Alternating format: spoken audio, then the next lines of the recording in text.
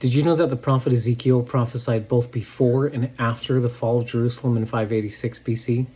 My name is James Haltman. I'm an MDiv student here at Gordon Conwell Seminary, and here's one thing I heard this week that might be helpful to you.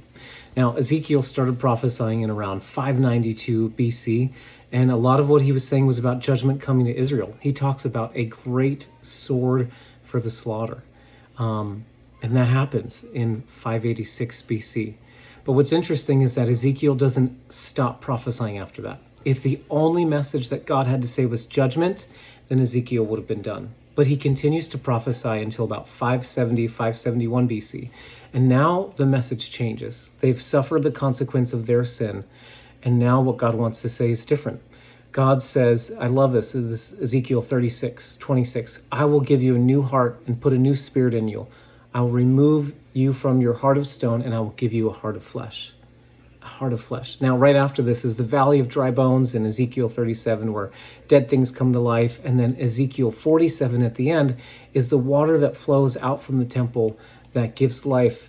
God isn't just about judgment. Even Ezekiel 36, God says that he is going to have compassion on all of his people. So even if you feel God's judgment today, know that if you turn your heart towards him, he will show you compassion and grace.